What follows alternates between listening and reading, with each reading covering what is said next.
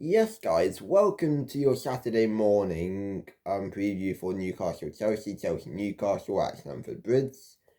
Sorry for it not being up yesterday. I came down with something, and I probably still have something, but I have to get uploaded, so triple upload day. Yeah, new video out at 1.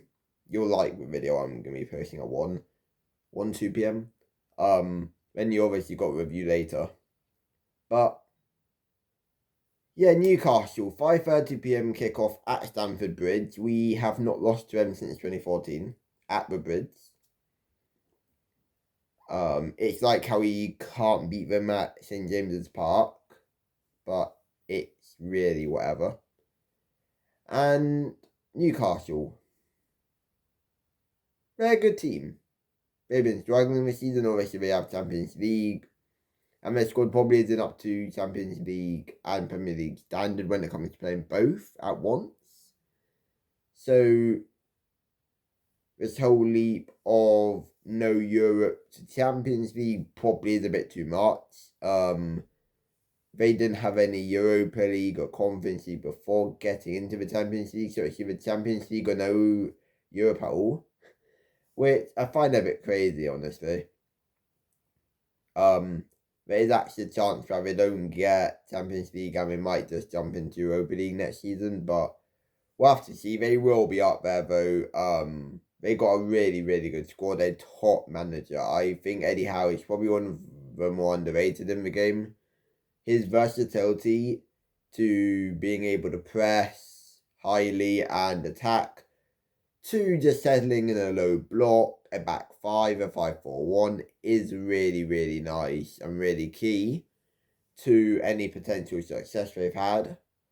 And their squad as well, they got a superb midfield. And no, this isn't me sucking Newcastle. I genuinely mean this. They have a really, really good team.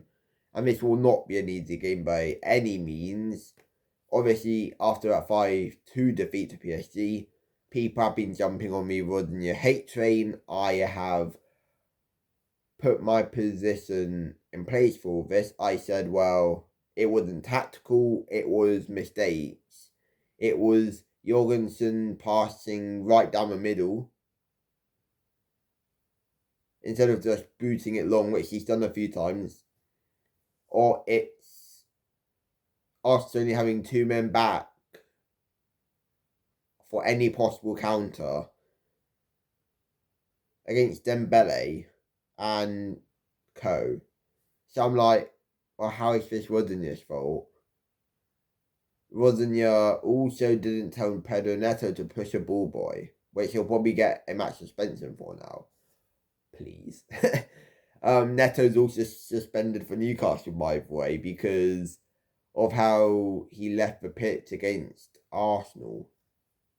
If you haven't seen it, there should be a clip going around on Twitter or something, or you can watch highlights, but he didn't go off in a respectful, calm manner. He went off pretty mad, annoyed. He also got fined £70,000. When is me 115 charges then? Anyways, but yeah, so he will not be available for this game. He probably also won't be available for PSG. So our only available winger is Garnacho. I don't see us starting a 4-3-3 tomorrow. I see us starting 2 cams, 2 strikers. Part of me just thinks we will. Part of me thinks we won't. We have the players to do that. But yeah, so no Neto, no Esteval. And I think everyone else is available. Obviously no Colwell. Yeah, let's get right to building my 11 for Newcastle then. In goal, Robert Sanchez. Realistically, who else are we going to start? We're not going to be starting Jorgensen after what happened. And Rodney did come out and say, well, he is one of the best goalkeepers in the league, Robert Sanchez. So I expect him to start. At the back, I'm going with Reece James. I'm going with Sarr. I'm going to go with Chalobah. And I'm going to go with Kukurea. Hato. I'm going with Hato to start at left back. Not Kukurea. Kukurea needs rest. He can't play back-to-back 90s yet. Because he's obviously just come back from an injury. So I see Hato starting. Reece James did just sign this new contract. So happy about that. Some people say, well, he ruined his career by doing this. And Saliba, I want to see both of them start. In the games what I've seen of Sarr, I've been really impressed. For a 20-year-old, I think he is 20, 19, 20. He's looked really composed, really calm, and he's actually handled Premier League really, really well at the moment, which is good to see. Obviously, he's not starting every game, but he's getting minutes. But please don't. I don't want to see Toshan. I don't want to see Toshan start. I don't want to see Badashil. I want to see Chalobah and I want to see Sarr. Or Fofana, but I don't see Fofana starting this game after starting PSG. In the midfield, I'm going to go with, in the midfield pivot, I'm going with Santos and I'm going with Caicedo. Any reason not to pick that? And you're kind of stupid. In the duel, in the 2 10s, I'm going to go with Enzo in the left half space.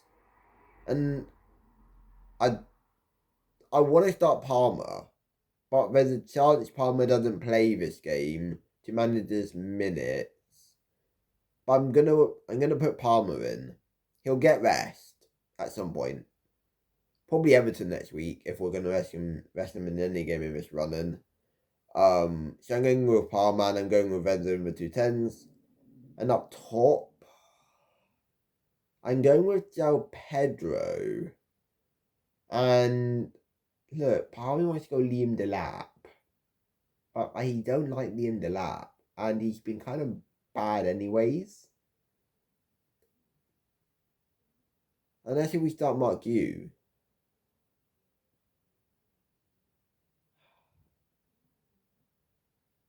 I'm going with Delap. Because Neto isn't available. If Neto was available, I would have actually put Neto down the middle with João Pedro. I'm going with Delap. Final time I'm ever going to pick him, to be honest. For a Premier League game, that is. My score prediction. I'm feeling confident. I'm going to go 3-1. 3-1 Chelsea. Yeah. Feeling confident.